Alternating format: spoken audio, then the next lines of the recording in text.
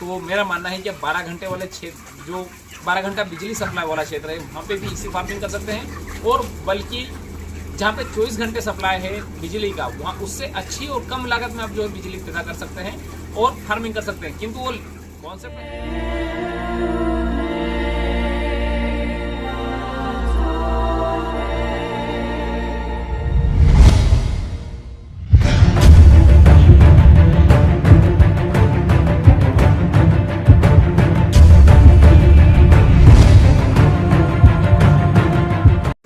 नमस्कार दोस्तों, मैं हूं नोद। आप देख रहे हैं मेरा यूट्यूब चैनल पोल्ट्री जोन। दोस्तों, आज हम बात करेंगे इसी फार्म में जो सबसे ज़्यादा खर्चा कहाँ पे लगता है। सबसे ज़्यादा खर्चा लगता है इसके मेंटेनेंस पे, क्योंकि अगर आपको इसी फार्म बनाना है तो उसका खर्चा एक बार है, किंतु इसी फार्म को मैनेज करना, इसी फार्म का ऑपरेशन कॉस्ट, यह भी एक बहुत बड़ा कॉन्सेप्ट है और यह बहुत बड़ा जो है चैलेंज है फार्मर भाई के लिए कि कम लागत में इसी फार्म बना तो लिया, किंतु अब उसको कम लागत में रन कैसे किया जाए, कैसे चलाया जाए। तो दोस्तों, इसमें लगने वाले जो खर्चे हैं, मुख्यतः जो खर्चे दो लगते हैं।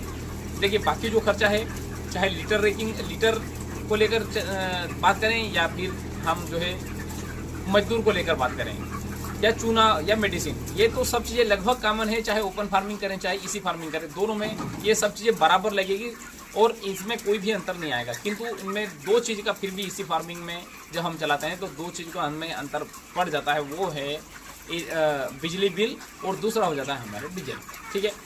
अब दोस्तों, मेरे फार्म में मैं आपको बता दूं, मेरे फार्म की लंबाई है 140 फीट लंबा और 30 फीट चौड़ा, और मैं इसमें 5000 बर्ड की फार्मिंग करते हुए आ रहा हूँ। ठीक है। तो इसमें मेरे फार्म में 3 एग्जॉस्ट फैन लगे हुए हैं, आप देख सकते हैं। सबसे उल्टे हाथ साइड वाला एक एग्जॉस्ट फैन है और एक और एग्जॉस्ट फैन, और ये जो चल रहा है ये 3 एग्जॉस्ट फैन।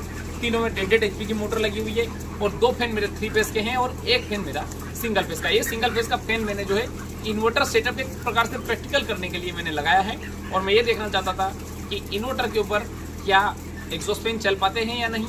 तो ये सब जो है मैंने प्रैक्टिकल करने के लिए एग्जॉस्ट फैन लगाया। ठीक है।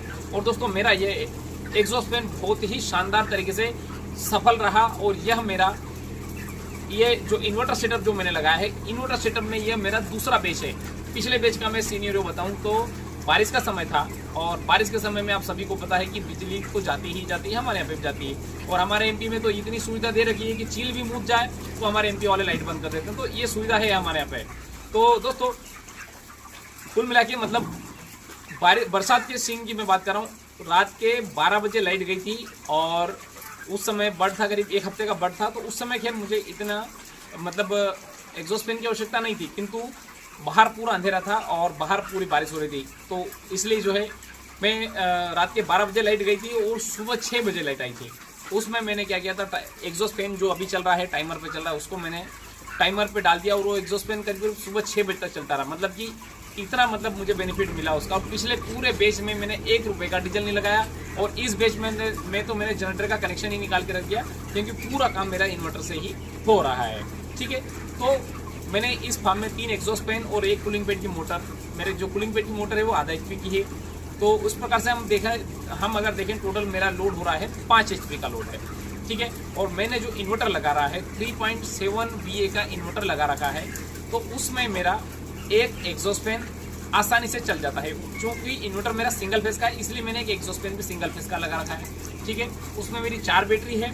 एक बैटरी का जो रेटिंग है 160 AH की बैटरी है। तो इस प्रकार से मेरी 4 बैटरियाँ लगी, ओकाया कंपनी की बैटरी लगी। इन्वर्टर मेरा माइक्रोटेक कंपनी का इन्वर्टर लगा हुआ है।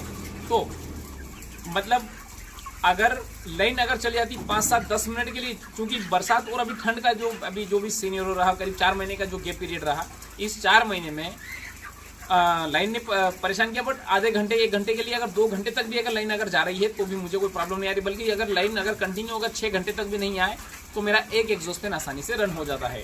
तो दोस्तों, मतलब कि 3.7 VA के इन्वर्टर पे अगर आप 160 AH की 4 बैटरी लगाते हैं तो कम से कम आपका जो 6 घंटे का आपको बैटरी बैकअप मिल सकता है। अब चूंकि ये बरसात और मैं ठंड का सीन की बात कर रहा हूँ, किंतु अगर आपको गर्मी में अगर जाना है तो गर्मी में जस्ट इसका अपोजिट होता है। गर्मी में अभी जिस समय में हमारा एक एग्जॉस्ट फैन चल रहा है, वो भी टाइमर पे चल रहा है। गर्मी में जस्ट इसका अपोजिट सीन होता। गर्मी में तीनों एग्जॉस्ट फैन चल रहे होते और कूलिंग पैड की मोटर भी कंटिन्यू चल रही होती, तब जाके जो टेम्परेचर कंट्रोल होता।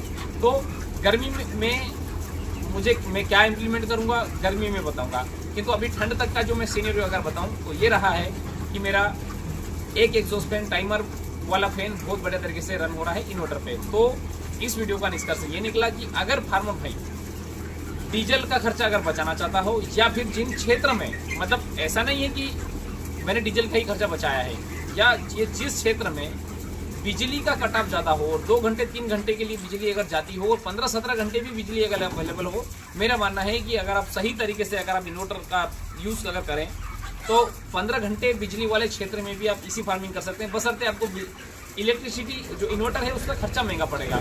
और मेरे पास जो इन्वर्टर लगा हुआ है वो सिंपल सा इन्वर्टर है, मतलब उस इन्वर्टर में जो जनरली हम घर में जो यूज़ करते हैं साइन वेव टेक्नोलॉजी वाला इन्वर्टर है, वो वाला ही वाला है, इसमें हाइब्रिड इन्वर्टर नहीं है। अगर आप हाइब्रिड इन्वर्टर अगर लगा लेते हैं तो मेरा मानना है कि आप 12 घंटे वाले क्षेत्र, जो 12 घंटा बिजली सप्लाई वाला क्षेत्र है, वहाँ पे भी इसी फार्मिंग कर सकते हैं। और बल्कि जहाँ पे 24 घंटे सप्लाई है बिजली का, वहाँ उससे अच्छी और कम लागत में आप जो है बिजली पैदा कर सकते हैं और फार्मिंग कर सकते हैं। किंतु वो कॉन्सेप्ट है महंगा।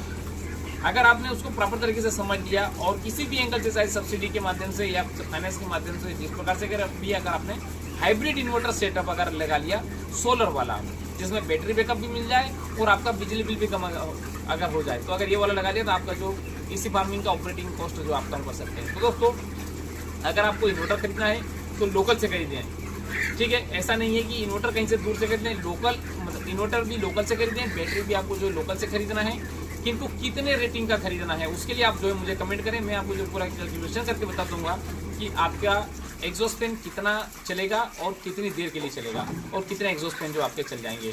तो दोस्तों, इसी के साथ मैं वीडियो समाप्त करना चाहूँगा। धन्यवाद।